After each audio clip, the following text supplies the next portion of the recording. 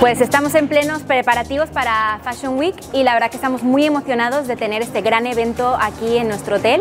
Es una perfecta combinación entre los dos, ya que somos un hotel bastante reciente en la isla y transmitimos lujo que creemos que va muy bien de la mano con Fashion Week. Tenemos la pasarela en mitad de nuestro lobby, correcto.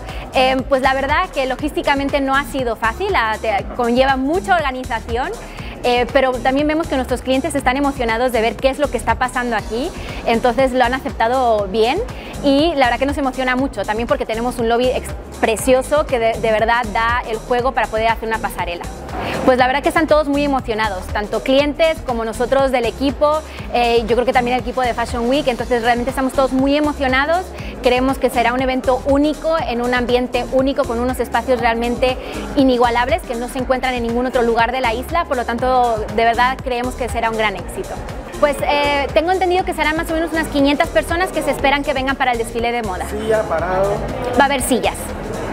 Pues yo creo que también nuestra comunidad local está muy emocionada con este evento, esperamos mucha participación de parte de ellos también y realmente están bienvenidos. Nuestro hotel siempre ha estado abierto también a la comunidad local, tanto nuestros bares como nuestros restaurantes, por lo tanto están bienvenidos a venir, también el que todavía no ha entrado, para venir a conocerlo, disfrutar de Fashion Week y disfrutar del hotel en sí.